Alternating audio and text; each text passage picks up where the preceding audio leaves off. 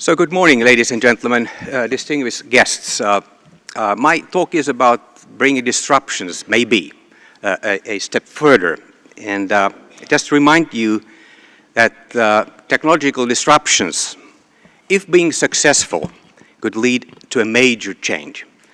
This bunch of iron, maybe a few thousand kilograms of iron, in a very, let's say, funny-shaped form, was the reason for the technological revolution which transformed an agricultural society to an industrial society, to the basis of the modern society where we are. One innovation, and look on the societal implications it can have.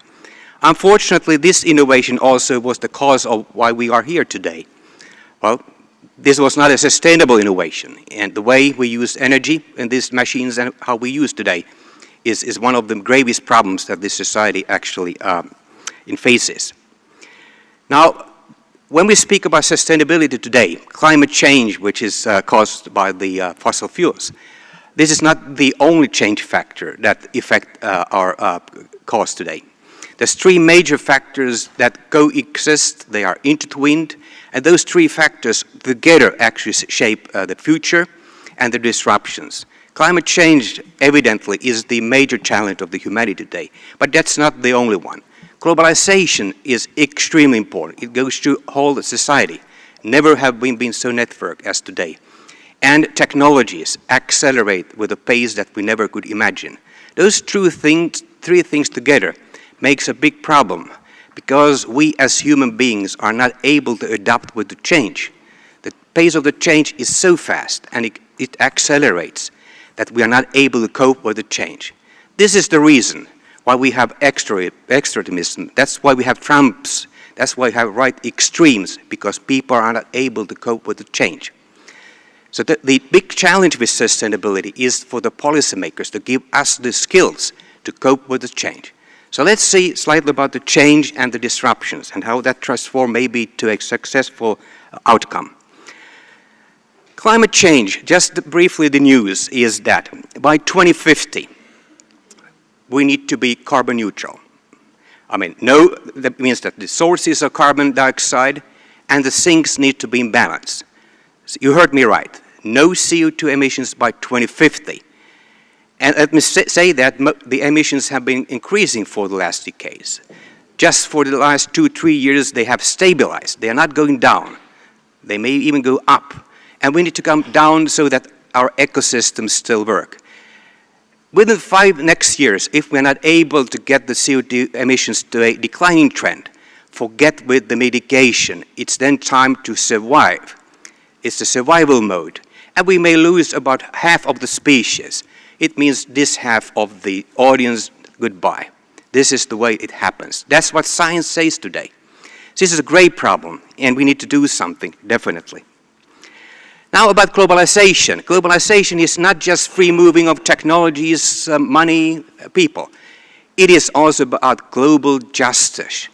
The gravest problem we have with globalization is injustice. Most of the people are really poor. You can't imagine. Half of the population gets about $2 a day. That's the income.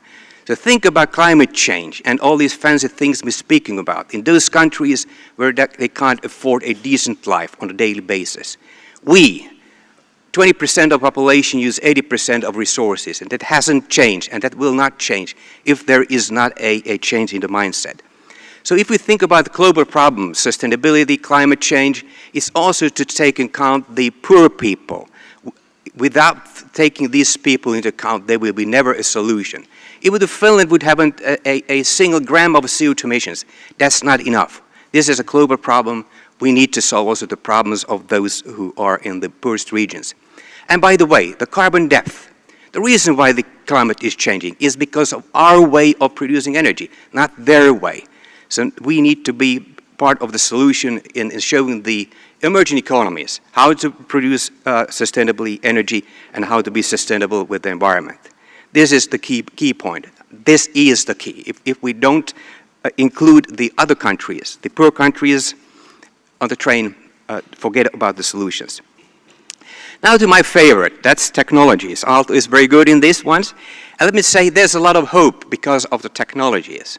Now, during the last decades, many of the new clean technologies are accelerating with a pace that we never could think about.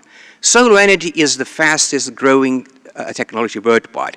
Its business is already exceeding 150 billion. It is the major investment source of power today worldwide.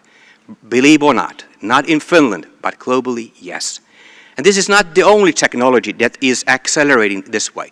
Batteries are even becoming cheaper faster than the photovoltaics. Solar energy becoming, biofuels, you name it. So the technologies are there. I think one of the key problems we have is that our linear mind is not able to cope with an exponentially growing development. These technologies grow exponentially. We are not able to vision. What does that mean? What can we do with exponentially growing things? Because we think in a linear way.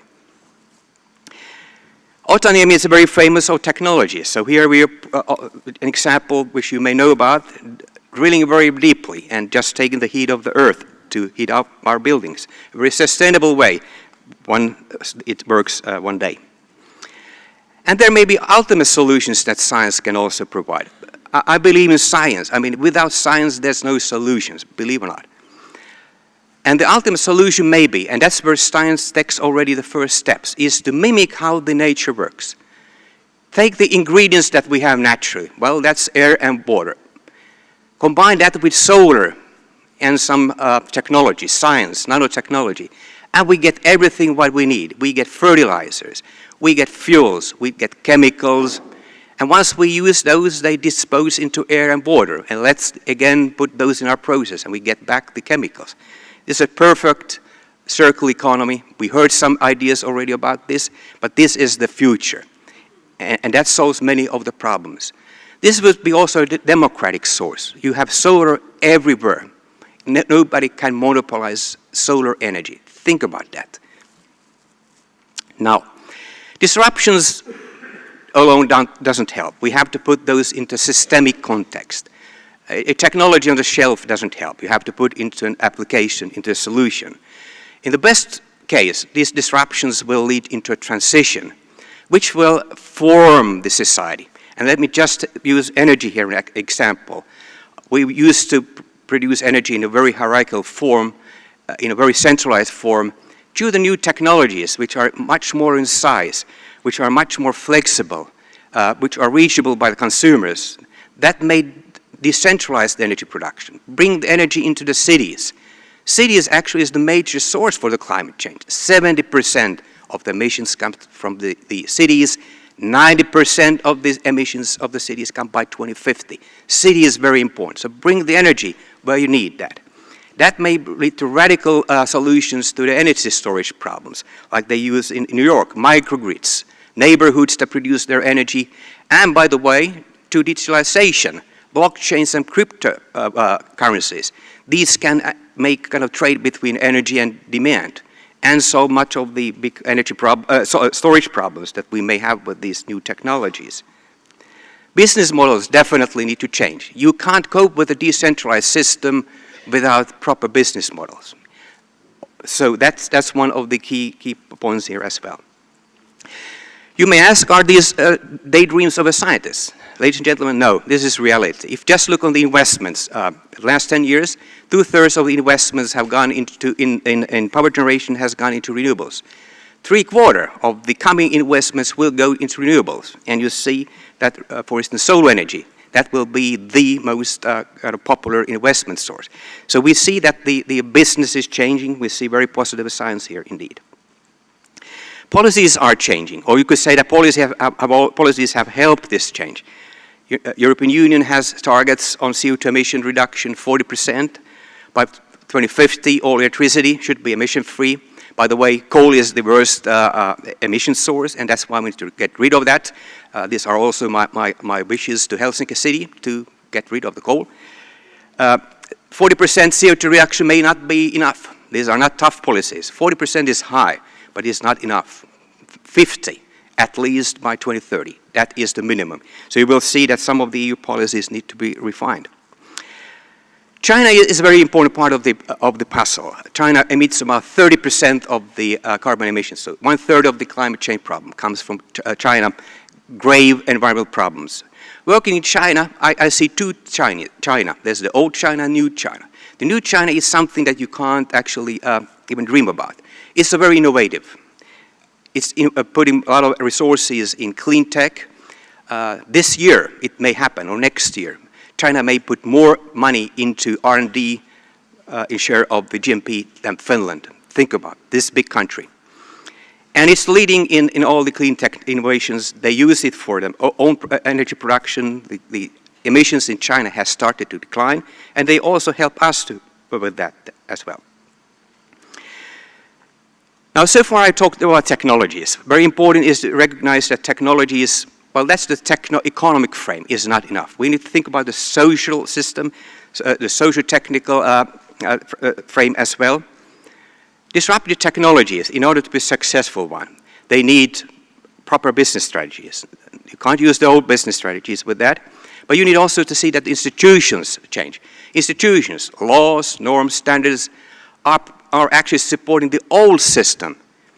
And these are actually the barriers for the new technologies. Let me say that solar energy in Finland, well, forget about the weather, but anyway, it's already competitive economically. So why don't we see any solar in Finland? Well, the reason is the legislation, which is done for the old technologies, for the centralized technologies. So the legislation is a barrier, actually, which we need to, regulation is a barrier which we need to change. And also we need the political actions. So techno-economic system, the social system, and political system together need to evolve. That leads to a solution. My just final remark comes to a few observations, ladies and gentlemen, about the major questions that would disruptions pave the way for sustainable energy and climate sustainability. A few observations and maybe concerns. First is the role of us as scientists, science and Aalto universities, is that we need better science advice to policies. It's not just to compensate for the fake news and for that kind of all Trumpism that we see, but it's also because of the complexity of the sustainability. These are extremely complex systems which policymakers have no chance to, in some way, govern. So we need to advise about what's the best possibilities, what we can expect in the future, and in that sense also formulate better policies. This is not policy to science, where we lobby for science, but this is science to policy, where advice to the policymakers would be given. The second point is what I think is very important, just to remind us again about the climate solidarity.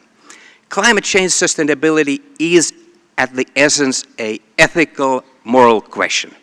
It means that the rich and the strong has to take larger responsibility about the weak and about the poor. If you don't understand this it may be not the place to discuss about sustainability. This is the essence of the whole question. We need to take more global responsibility. It's not enough to look on Finland, the small box that we just in a way solve the box Finland. You have to look outside the Finland box, be part of the global solutions. And indeed Finland, Finnish people are in unity. That's something that we need to share with the rest of the world. And the final comment is, ladies and gentlemen, is that, well, we've been talking about sustainability for at least 25 years. During those 25 years, the emissions have grown by 50%. Yes, 50%. And we knew that we have to really reduce the emissions. So I think now, ladies and gentlemen, it's time to act.